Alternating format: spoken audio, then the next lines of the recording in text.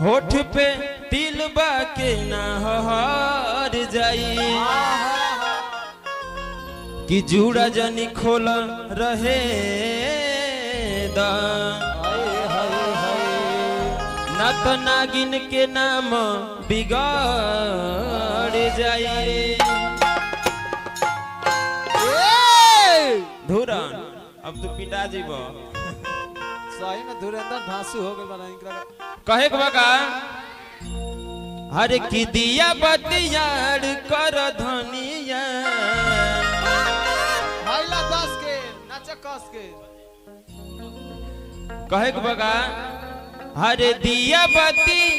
आड़ कर धनिया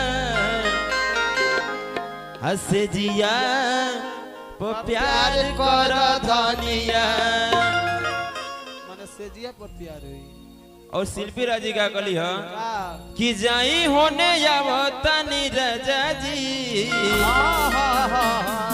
कि जाई होने अरे आवतानी राजा जी कि लइका बियावतानी राजा जी रे ना मतलब तोरा हेलो बहुत भीड़ बा चुप रहो चुप रहो बाबू ना तो चपा जी में भीड़ में चुप रहो कहे के बका अरे की दिया बत्ती यार कर धनिया हरे दिया बत्ती यार कर धनिया से जिया प्यार कर धनिया क्या बात है कर धनिया रे से जिया प्यार कर धनिया जाई होने जावतानी राजा जी जाई होने आवतानी राजा जी जाई होने जावतानी राजा जी लइका पियावतानी राजा जी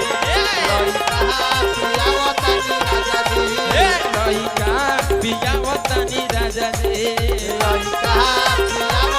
बाबा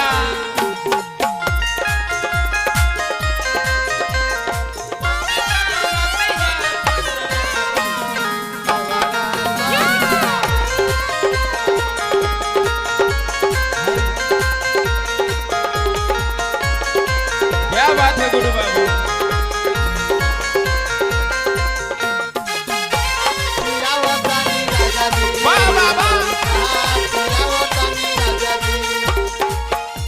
और भाव का लगा चदरा बिछावल लगावल पलंग बा सुनी न राजा सुनी हमरो तो मन बा और कहे बगा ए दी बाबे रुकी हरे चदरा बिछावल हरे लगावल पलंग बा सुनी न सुनी राजा हमरो तो मन बा ए राजा कि अब रौरा के मानव तनी राजा जी अब रौरा के मानव तनी राजा जी लइका पियावतानी राजा जी हे लइका पियावतानी राजा जी क्या बात है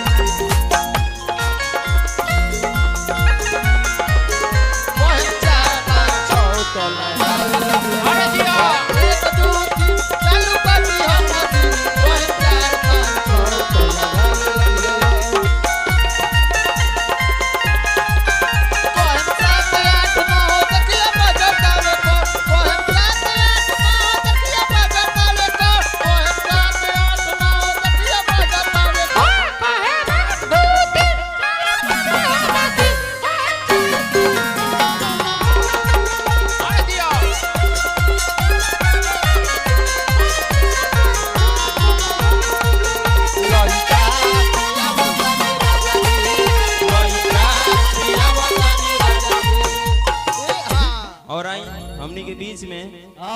तमाम कैमरा वाले भैया भी आए हैं।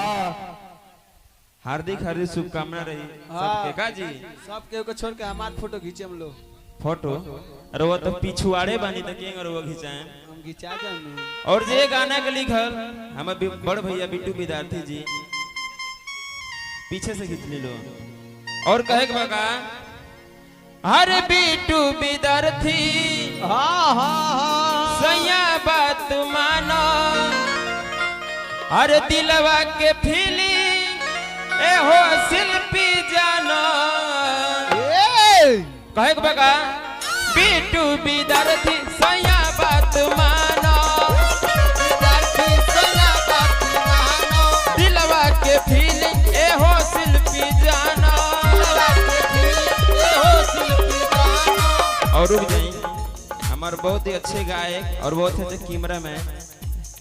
तेजू भैया के भाई जी हमरो भाई लगे का जी बीरू हाँ सबहरी पैसा आइल बा का जी सरबारी सरबारी ए छोड़ी छोड़ी छोड़ी मार ई का कर देख ले ये खराब बा ये खराब तने रुकी तो रुक जाई एगो इहे खाने एगो लइका रह जन्नी ऑर्केस्ट्रा होत रहे गांव में उ जाके 10 गो रुपया दे के आ नचनिए के अंगुरिया पकड़ नहीं बा जी आई पकड़ छोड़त नहीं खे छोड़त नहीं खे तले हमर नजर पड़ गेल ए सुनो अरे सुना मर दे सुना पैसा देल ह ठीक कइल ह वाह ओकर काहे हाथवा ध के खींचत रहल ह जय दी ब्याह जी तो जन्नी उ का कहता ए ब्याह जी ब्याह जी ब्याह जी ब्यास जी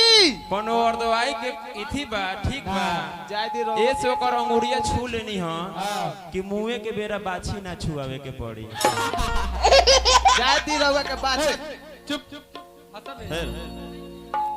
हरे बिट्टू विद्यार्थी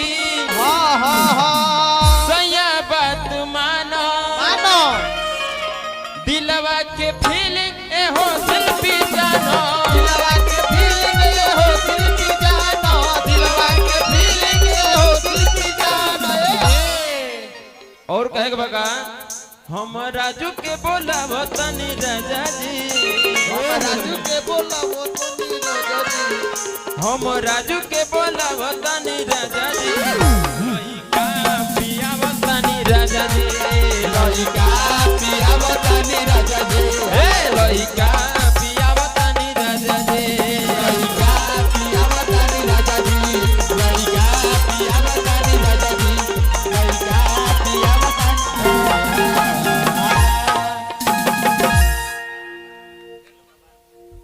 ठीक बा अब हम छामा चाम काहे से ढेर कलकार लो बाड़ो लोग मलकाइन का